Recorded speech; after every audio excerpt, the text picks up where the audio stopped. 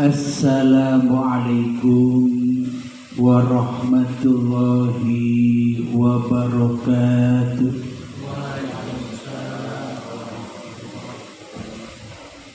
Bismillahirrahmanirrahim. Ashhadu an la ilaha illallah wa ashhadu anna Muhammadar Rasulullah. Allahumma salli ala Sayyidina Muhammad wa ala ali Sayyidina Muhammad. Rabbi shrah li sadri wa yassir li amri wahlul 'uqdatam min lisani yafqahu qawli. Amin. Bismillahirrahmanirrahim. Salam hormatku, salam takzimku untuk para sahabat tercinta dimanapun Anda berada. Semoga saya dan kita semua senantiasa tetap di dalam lindungan Allah Subhanahu wa Ta'ala. Amin ya Rabbal Alamin. Untuk menghormati bulan Rajab, marilah kita bersama membaca suatu doa. Allahumma barik lana fi Rajabi wa sa'bana wa ballighna Ramadana. Allahumma barik lana fi Rajabi wa sa'bana wa ballighna Ramadana. Alhamdulillah. Dan kita buka pengajian ini dengan membaca doa sholawat dzolimin daf'ul bala. Semoga balak-balak yang ada di hati kita maupun atas dohirnya kita segera bisa teratasi. Amin ya Rabbal Alamin.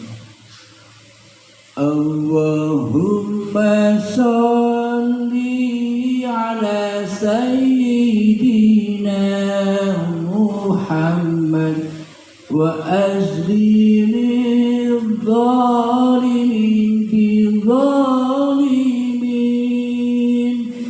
Allahumma sholli ala Sayyidina Muhammad wa azlil zalimin bizalimin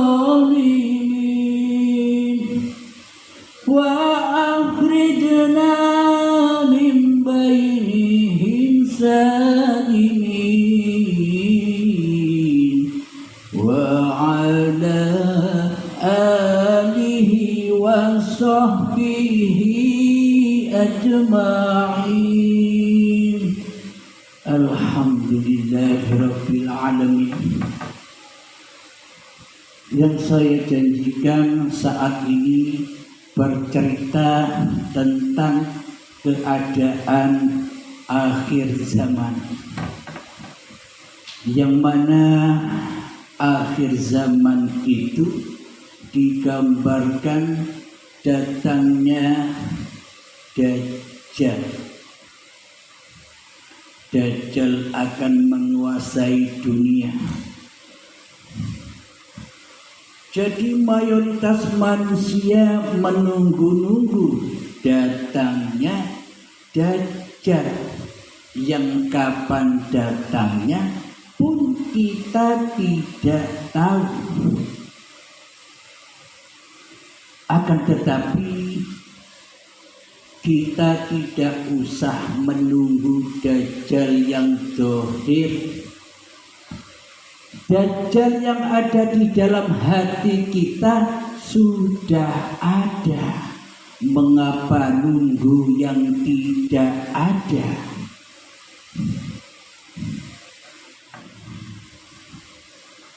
Bismillahirrahmanirrahim. Saya kutipkan di dalam surat Al-An'am ayat yang ke-158. Bismillahirrahmanirrahim. Hal yanzuruna illa an ta'tiyahumul malaikatu aw ya'tiya rabbuka aw ya'tiya ba'du ayati rabbik yawma ya'ti ba'du ayati rabbika la yanfa'u nafsan imanuha lam takun amanat min qablu aw kasabat fi imaniha khaira qul intadhiru inna muntadhirun. Artinya, yang mereka nanti-nantikan hanyalah kedatangan malaikat kepada mereka, atau kedatangan Tuhanmu, atau sebagian tanda-tanda dari Tuhanmu. Pada hari datangnya sebagian tanda-tanda Tuhanmu, tidak berguna lagi iman seseorang yang belum beriman sebelum itu, atau berusaha berbuat kebajikan dengan imannya itu. Katakanlah, tunggulah, kami pun menunggu. Shadaqallahul adzim. Alhamdulillahirabbil alamin. Makna hakikat dari ayat ini, kenapa kita menunggu-nunggu Dajjal yang secara syariah, sementara Dajjal di dalam hati kita kok tidak diurus. Apakah Dajjal yang ada di hati kita ini? Coba kita cermati hati kita. Coba kita logikakan hati kita. Coba hayati keadaan iman di hati kita selama ini. Selama ini kita mengaku-ngaku bahwa diri kita sebagai makhluk, akan tetapi praktek hati kita selama ini jadi makhluk apa jadi sang khalik. Di dalam semua keadaan yang kita giatkan selama ini, di dalam aktivitas kehidupan ini, sejak bangun tidur sampai tidur lagi, posisi kita di dalamnya itu sebagai makhluk atau sebagai sang khalik, sebagai yang diciptakan ataukah sebagai yang menciptakan. Ketika bangun tidur, di hati kita pasti aku yang merasa bangun tidur. Ketika duduk, di hati kita pasti ngaku-ngaku di dalam hati kita, yang duduk ini aku. Ketika berdiri pun kita di hati kita mengaku-ngaku bahwa inilah berdiriku. Ketika beranjak ke kamar mandi, kita pun mengaku-akui di dalam hati kita bahwa yang mandi aku. Ketika kita datang sholat subuh, kita pun di dalam hati kita mengaku-ngakui bahwa ini pun sholatku. Ketika bekerja, ketika naik kereta, ketika naik mobil, di dalam hati kita pun teraku-akui bahwa semua ini adalah ciptaanku, aktivitasku. Berarti selama ini kita jadi makhluk apa jadi khalik di dalam hati kita. Inilah bukti-bukti nyatanya bahwa selama ini kita belum bertuhan. Karena yang jadi Tuhan di dalam hati kita masih diri kita sendiri yang selalu mentuhani semua aktivitas yang kita kerjakan. Masak diaku-akui masakku hamba. Bila semuanya kita yang menjadi penciptanya, lalu mana Tuhannya? Tuhannya kan selama ini goib. Tuhannya kan selama ini tiada. Tuhannya kan selama ini tak nyata. Yang nyata di hati kita, yang wujud di hati kita, yang hidup di hati kita selama ini kan diri kita sendiri. Berarti selama ini kita tidak menyadari bahwa selama ini kita jadi Tuhan daripada menjadi hamba. Jadi sang kholik daripada menjadi makhluk. Kira-kira bisa dirasakan selama ini bahwa selama ini kita tertipu. Di dalam bertuhan kita tertipu. Seolah-olah saja kita kalau ditanya orang, kamu agama apa? Oh, aku agama Islam. Tuhanmu siapa? Allah. Kan ini dusta belaka. Apa yang kita ucapkan selama ini dusta. Katanya bertuhan kan hanya Allah, tapi nyatanya di dalam hati kita yang ada bukan Allah, tapi hawa nafsu kita sendiri. Inilah yang dimaksud Dajjal itu, yang selalu di dalam hatinya selalu mensekutukan Allah dengan diri kita. Kita selama ini hanya melihat dengan mata satu, bukan mata yang begini, maksudnya mata lahir yang dibuat pandangan. Ketika kita melihat orang ahli ibadah, kita hanya memandang sosok dohirnya saja. Ketika kita memandang orang yang bermaksiat, kita hanya memandang sosok dohirnya saja. Kita tak mampu selama ini menerobos siapa di balik ketaatan yang dibalik kemaksiatan itu. Kenapa kita tak bisa menerobosnya? Karena selama ini kita tak menyembah Allah, tapi menyembah nafsi diri manusianya. Ada nafsiku, ada nafsimu, ada nafsi orang lain, ada hidupnya orang lain.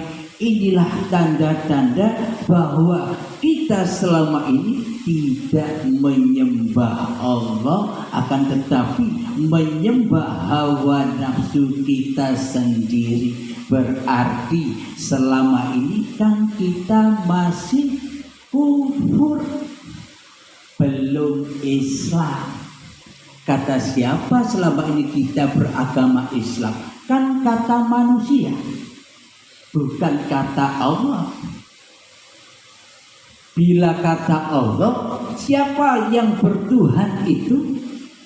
Yang bertuhan itu adalah ketika aku wujud atas diri manusianya. Inilah yang dimaksud bertuhan. Tapi selama ini kita ngaku-ngaku sudah beragama dan bertuhan, tapi yang wujud di dalam hati kita bukan Allah, tapi manusianya. Apakah mungkin manusia bisa jalan sendiri? Apakah mungkin manusia bisa hidup sendiri tanpa Allah? Seolah-olah kita selama ini kita merasa bahwa diriku ini hidup sendiri, bahwa badan ini adalah badan ciptaanku, tapi tak terasa itu di dalam hati kita. Selama ini kita ingkar kepada Allah bahwa badan ini ciptaan Allah, bahwa badan ini buatan Allah. Itu kan cuma omong doang.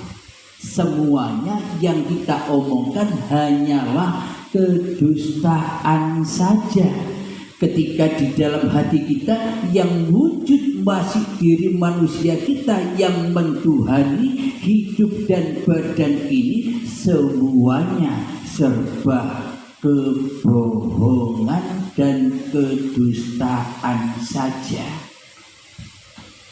Kira-kira bila kita belum Islam di sisi Allah, kita diterima sholat-sholat kita? Apakah diterima semua amal ibadah kita? Apakah diterima niatan-niatan baik kita, sedekah kita, dermawannya kita? Semua hancur lebur. Apa buktinya? Karena di dalam hati kita menyangka bahwa semua itu adalah linafsi, perbuatan manusianya. Bila apapun yang kita lakukan di dalam hati kita masih mengaku-ngakui ini sholatku, ini ibadahku, ini perbuatan baikku, ini dudukku, ini berdiriku, dan semua diaku-akui selama ini, inilah kenyataannya bahwa kita selama ini dewe-dewe. Tidak ada Tuhan yang mentuhani selain hawa nafsu kita sendiri selama ini, ya kan? Nyata bukan? Apa yang kita aplikasikan di dalam hati selama ini, kita sekarang menyadari, oh iya, ternyata selama ini aku belum bertuhan, belum memeluk agama Allah. Akan tetapi selama ini aku disesatkan oleh iblis dan syaitan. Itulah makna Dajjal itu. Sudah kenal kan sekarang dengan Dajjal yang asli? Kalau yang besok kan belum ada kenyataannya, tapi yang asli ada pada masing-masing diri Anda sendiri. Dajjal itu matanya satu, yang dibuat pandangan hanya mata dohir, sehingga di dalam keningnya ada logo kafarah, kufur. Karena apa? Karena mata hatinya buta. Buta akan siapa? Buta akan penciptanya, buta akan Tuhannya. Kenapa kok bisa buta mata hatinya? Karena mata hati kita selama ini hanyalah buat gudang-gudang sampah-sampahnya dunia. melihat mobil yang mewah dimasukkan ke hati, melihat rumah yang mewah dimasukkan ke hati, melihat apapun yang dicintainya dimasukkan ke hati, punya masalah ini masalah itu dimasukkan ke hati, punya hutang ini hutang itu dimasukkan ke hati, sehingga mata hatinya dibuat sebagai gudang-gudang sampah-sampahnya dunia. Bagaimana mungkin bisa menyaksikan pencipta dunia selama ini, sementara kita selama ini hanya menyaksikan dunia saja, tidak memandang penciptanya. Mana mungkin Anda bisa memandang pencipta dunia, sementara di hati Anda, di hati kita, yang jadi Tuhan kan bukan Allah. Ya enggak? Katanya Allah Tuhan tuh, tapi nyatanya di dalam hati kita Allahnya goib, Allahnya tiada, Allahnya tak nampak kekuasaannya, Allahnya tak nampak kehidupannya. Apakah ini yang dinamakan agama? Katanya di dalam Islam itu Allahnya harus wujud. Kebalikan sifat Allah yang wujud kan Adam, tidak ada. Mestinya Dajjalnya tidak ada. Itu yang dinamakan bertuhan. Kalau Dajjalnya masih ada, pasti ngaku-ngaku jadi Tuhan. Semuanya diaku-akui sebagai milik manusianya, ketimbang diaku-akui ini milik Tuhanku di hatiku. Kira-kira bisa disadari kesalahan-kesalahan kita? Nah, sebelum kita berperang melawan Dajjal, kita harus tahu dulu kelemahan-kelemahan Dajjal ini. Kalau di dalam syariat ya, untuk memerangi hawa nafsu harus berpuasa, banyak-banyak berpuasa secara syariat.